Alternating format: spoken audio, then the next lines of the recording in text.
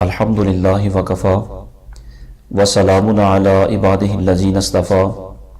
خصوصاً علی سید الانبیاء علیہ التحیات والثناء اما بعد فاعوذ باللہ من الشیطان الرجیم بسم اللہ الرحمن الرحیم وَإِذْ جَعَلْنَا الْبَيْتَ مَثَابَةً لِلنَّاسِ وَأَمْنًا وَاتَّخِذُوا مِن مَّقَامِ إِبْرَاهِيمَ مُصَلًّى وَعَهِدْنَا إِلَىٰ إِبْرَاهِيمَ وَإِسْمَاعِيلَ ان طہرا بیتی للطائفین والعاکفین والرکع السجود صدق اللہ مولانا العظیم وصدق رسولہ النبی الکریم الامین۔ بعد از حمد و ثنا سورہ بقرہ کی 125 نمبر آیت مبارکہ آپ نے سماعت فرمائی۔ اللہ رب العالمین ارشاد فرماتا ہے، اور یاد کرو جب ہم نے اس گھر کو لوگوں کے لیے مرجع اور امان بنایا اور ابراہیم علیہ السلام کے کھڑے ہونے کی جگہ کو نماز کا مقام بناؤ، اور ہم نے تاکید فرمائی ابراہیم اور اسماعیل کو کہ میرا گھر خوب ستھرا کرو طواف والوں اور اعتکاف والوں اور رکوع و سجود والوں کے لیے۔ اس آیت مبارکہ کے ضمن میں مفسرین کرام نے جو ہمارے لیے احکام مستنبط فرمائے ہیں، ان میں سے سب سے پہلا حکم شرعی تو یہ ہے کہ ارشاد فرمایا اِذْ جَعَلْنَا الْبَيْتَ مَثَابَةً لِلنَّاسِ، ہم نے اس گھر کو لوگوں کے لیے مرجع بنایا۔ اس کے مرجع ہونے کا مفہوم یہ ہے کہ پوری روئے زمین پر جہاں بھی کوئی نمازی نماز ادا کرنا چاہے وہ بیت اللہ شریف کو اپنا مرجع بنائے، اسے مرکز قرار دے، اس کی طرف منہ کر کے نماز پڑھے۔ دوسرا حکم اس آیت مبارکہ سے یہ بیان کیا گیا کہ فرمایا ہم نے اسے امنا امان بھی بنایا ہے۔ تو بیت اللہ شریف اور حرم مکی پورے کا پورا یہ امن کی جگہ ہے، اللہ رب العالمین نے اسے امن قرار دیا ہے، امان دینے والا۔ تیسرا حکم یہ بیان کیا گیا کہ امان دینے میں بیت اللہ شریف اور دیگر حدود حرم جو ہیں، مکہ مکرمہ کی جتنی بھی حرم شریف کی حدود ہیں، وہ ساری کی ساری احکام میں برابر ہیں۔ ان حدود حرم میں نہ تو کسی کو قتل کیا جا سکتا ہے،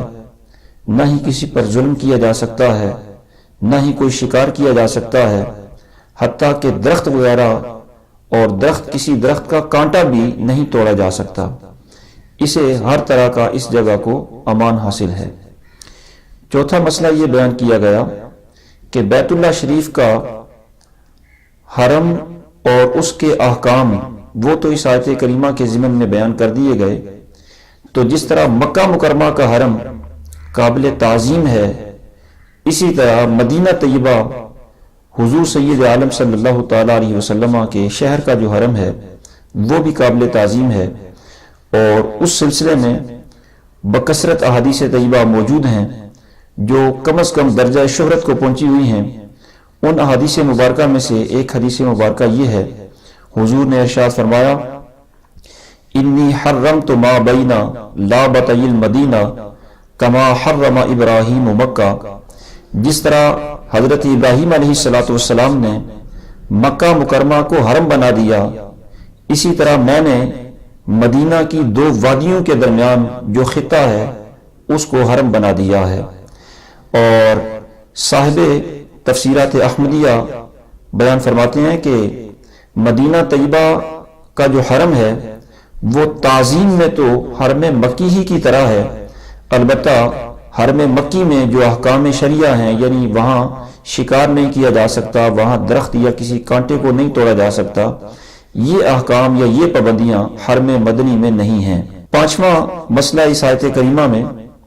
یہ بیان کیا گیا کہ حرم مکی چونکہ اس کو اللہ رب العالمین نے امان بنایا ہے، اس لیے اگر کوئی شخص جرم کر کے حرم مکی میں داخل ہو جائے تو اس مجرم کو بھی حرم مکی کے اندر نہ سزا دی جا سکتی ہے، نہ ہی اسے گرفتار کیا جا سکتا ہے۔ البتہ اس مجرم کو اپنے انجام تک پہنچانے کے لیے اس کا کھانا پینا بند کر دیا جائے تاکہ وہ مجبور ہو کر وہاں سے نکلے، اور جب وہ حدود حرم سے باہر نکلے گا تو اس وقت اسے گرفتار کیا جائے گا اور اس کے جرم کی اسے سزا دی جائے گی۔ جب تک وہ حرم مکی کے اندر ہے اس وقت تک وہ ہر قسم کے امان میں ہے، اس سے تعرض نہیں کیا جا سکتا۔ اور چھٹا مسئلہ اس آیت کریمہ کے ضمن میں یہ بیان کیا گیا کہ عمرہ، حج یا صرف طواف کے بعد 2 رکعت نفل ہیں جنہیں پڑھنا واجب ہوتا ہے، اور ان نوافل کو ارشاد فرمایا وَاتَّخِذُوا مِن مَقَامِ إِبْرَاهِيمَ مُصَلًّى، انہیں مستحب یہ ہے کہ مقام ابراہیم کے قریب ادا کیا جائے۔ البتہ اگر مقام ابراہیم پر رش ہو، بھیڑ ہو، وہاں نوافل ادا کرنا ممکن نہ ہو تو مسجد حرام میں کسی جگہ بھی یہ نوافل ادا کیے جا سکتے ہیں۔ اور اس آیت مبارکہ کے ضمن میں 7واں مسئلہ یہ بیان کیا گیا کہ یہ جو مقام ابراہیم ہے یہ حضرت ابراہیم علیہ السلام کا معجزہ ہے اور اللہ رب العالمین کی قدرت کی بہت بڑی ایک نشانی ہے، اور یہ مقام ابراہیم شعائر اللہ میں سے ہے۔ تو جس طرح یہ مقام ابراہیم شعائر اللہ میں سے ہے، اسی طرح صفا و مروہ، حجر اسود، منا، عرفات، مزدلفہ وغیرہ یہ ساری چیزیں بھی شعائر اللہ میں سے ہیں، اور ان کے علاوہ جتنی بھی اشیاء محبوبان خدا سے منسوب ہیں تو اس نسبت کی وجہ سے وہ چیزیں شعائر اللہ میں سے شمار کی جائیں گی۔ جس طرح یہ مقام ابراہیم وہ پتھر حضرت ابراہیم علیہ السلام کی طرف منسوب ہونے کی وجہ سے شاعر اللہ ہو گیا، صفا اور مروہ یہ بھی محبوبان خدا سے منسوب ہونے کی وجہ سے شاعر اللہ ہو گئیں۔ تو جو شے بھی اللہ کے محبوب بندوں سے منسوب ہو جائے وہ شے شاعر اللہ میں شمار ہوتی ہے۔ اور 8واں مسئلہ یہ بیان کیا گیا کہ جو چیزیں شاعر اللہ ہیں یعنی جو محبوبان خدا سے منسوب ہیں ان کی تعظیم کا ہمیں حکم دیا گیا۔ فرمایا وَمَن يُعَظِّمْ شَعَائِرَ اللَّهِ فَإِنَّهَا مِن تَقْوَى الْقُلُوبِ، تو محبوبان خدا سے منسوب اشیاء کی تعظیم لازمی ہے، جس طرح مقام ابراہیم کی تعظیم، حجر اسود کی تعظیم، صفا و مروہ کی تعظیم ہم پر لازم ہے، اسی طرح تمام شاعر اللہ کی تعظیم ہم پر لازم اور ضروری ہے۔ 9واں مسئلہ یہ بیان کیا گیا کہ یہ چیزیں چونکہ شاعر اللہ ہیں، یہ قابل تعظیم ہیں، بندوں کو بھی ان کی تعظیم کا حکم ہے، اللہ رب العالمین کو بھی یہ اشیاء زیادہ پسند اور محبوب ہیں، اس لیے ان مقامات پر دعا کی جائے تو قبولیت کے امکانات زیادہ روشن ہو جاتے ہیں۔ جس طرح مقام ابراہیم میں دعا کی جائے، ملتزم پر دعا کی جائے، میزاب رحمت کے نیچے دعا کی جائے، رکن یمانی کے پاس دعا کی جائے، صفا و مروہ کے درمیان دعا کی جائے، حجر اسود کے قریب خانہ کعبہ کے اندر دعا کی جائے، منا شریف میں دعا کی جائے، مزدلفہ میں دعا کی جائے، عرفات میں، جمرات کے پاس، چاہے زمزم شریف کے پاس، اور زمزم شریف پیتے وقت دعا کی جائے تو وہ دعا قبول ہوتی ہے۔ 10واں مسئلہ یہ بیان کیا گیا کہ مقام ابراہیم اس کی نسبت چونکہ حضرت ابراہیم علیہ السلام کی طرف ہے اس لیے اس کی تعظیم کا حکم دیا گیا، تو حضرت ابراہیم کی طرف نسبت کی وجہ سے یہ شے قابل تعظیم ہو گئی، تو جو اشیاء حضور علیہ السلام کی طرف منسوب ہو گئیں یا جو شخصیات اور جو ذوات حضور کی طرف منسوب ہو گئیں، جس طرح ازواج مطہرات ہیں اور حضور کے صحابہ اکرام ہیں، یہ بھی حضور کی طرف چونکہ منسوب ہیں، اس لیے ان ذوات اور ان اشیاء کی تعظیم کرنا بھی ہمارے ایمان کا حصہ ہے، ان اشیاء کی تعظیم بھی ضروری ہوتی ہے۔ اور 11واں مسئلہ یہ بیان کیا گیا کہ مقام ابراہیم کے پاس نماز ادا کرنے کا ہمیں حکم دیا گیا، تو ظاہر ہے جب اس کے پاس نماز ادا کریں گے تو مقام ابراہیم کی تعظیم، اس کی عزت کا نماز کے اندر دھیان ہوگا، تو نماز میں مقام ابراہیم کا تعظیم کے ساتھ تصور آئے تو اس نماز کے اندر کمال پیدا ہوتا ہے۔ تو سب سے زیادہ قابل تعظیم تو اس کائنات میں ہمارے محبوب علیہ السلام کی ذات گرامی ہے، تو اگر نماز کے اندر حضور صلی اللہ تعالیٰ علیہ وسلم کا تعظیم سے خیال آئے تو وہ نماز آپ اندازہ فرما لیں کہ کتنی کامل تر ہوتی ہوگی اور اس کے اندر کتنی اللہ رب العالمین کے ہاں پسندیدگی ہوگی۔ اس لیے علماء نے یہ بیان فرمایا کہ حضور کی عظمت کا لحاظ نماز کو مزید محبوب تر اور کامل تر بنا دے گا۔ قرآن و سنت کے اندر اس سلسلے میں بے شمار دلائل موجود ہیں۔ 12واں مسئلہ یہ بیان کیا گیا کہ بزرگان دین کے ساتھ منسوب اشیاء کی جس طرح تعظیم لازمی ہے، اسی طرح بزرگان دین کے طریقوں پر عمل کرنا بھی ہم پر ضروری ہے۔ جس طرح طواف میں رمل کرنا یہ ہمارے اکابر کا طریقہ ہے، اسی طرح صفا و مروہ کے درمیان سعی کرنا یہ بھی بزرگان دین کا طریقہ ہے۔ جمرات کو رمی کرنا یہ بھی بزرگوں کا طریقہ ہے، تو بزرگان دین کے طریقوں پر عمل کرنا یہ بھی ہم پر ضروری ہوتا ہے۔ پھر ارشاد فرمایا کہ وَأَعِدْنَا إِلَىٰ إِبْرَاهِيمَ وَإِسْمَاعِيلَ أَن طَهِّرَا بَيْتِيَ لِلطَّائِفِينَ وَالْعَاكِفِينَ وَالرُّكَّعِ السُّجُودِ۔ اس سے علماء نے یہ مسئلہ بیان فرمایا کہ بیت اللہ شریف، مسجد حرام اور مسجد نبوی کی طرح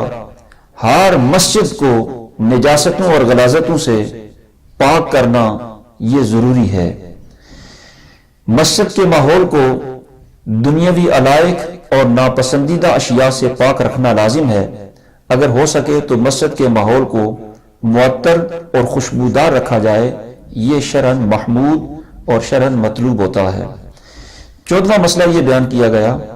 کہ جس طرح مسجد کو اور مسجد کے ماحول کو ہر طرح کی گندگی سے، ہر طرح کی خباثت سے پاک رکھنا ضروری ہے، اسی طرح جو افراد مسجد میں آئیں، ان مسجد میں آنے والوں کا جسم اور ان کا لباس بھی ہر قسم کے نجاست سے اور ہر قسم کی گندی چیز سے پاک ہونا ضروری ہے۔ حتیٰ کہ اگر کسی کے منہ سے بدبو آ رہی ہو تو اسے بھی چاہیے کہ بدبو دور کر کے مسجد میں آئے۔ اور 15واں مسئلہ یہ بیان کیا گیا کہ یہاں اس آیت کریمہ میں مسجد حرام کی صفائی کا حکم اللہ رب العالمین نے اور اس کے دیگر انتظامات کا حکم اللہ رب العالمین نے حضرت ابراہیم علیہ السلام اور حضرت اسماعیل علیہ السلام کو مخصوص کر کے دیا کہ مسجد کا انتظام آپ کے ذمہ ہے۔ اس کا مطلب یہ ہے کہ مسجد کے جو معاملات ہیں اور مسجد کے جو انتظامات ہیں ان کو چلانے کے لیے ایک متولی کا ہونا بھی ضروری ہے۔ اور متولی کیسا شخص ہونا چاہیے، اسی آیت کریمہ کے انہی الفاظ سے متولی کی صفات بھی آپ اخذ کر سکتے ہیں کہ اللہ رب العالمین نے اپنے محبوب بندوں کو اور کائنات کے صالح ترین افراد کو اپنی مسجد کے انتظام و انصراف کے لیے خود متولی مقرر کیا، تو اس کا مطلب یہ ہے کہ متولی کا صالح اور متقی ہونا بھی ضروری ہے، کیونکہ کعبہ مبارکہ کو پاک رکھنے کا حکم حضرت ابراہیم اور حضرت اسماعیل علیہ السلام جیسے اولو العزم رسولوں کو دیا گیا۔ اور اس آیت مبارکہ سے 16واں مسئلہ یہ اخذ کیا گیا کہ یہاں فرمایا میرے گھر کو طواف کرنے والوں کے لیے صاف ستھرا رکھو۔ تو طواف کی متعدد اقسام ہوتی ہیں۔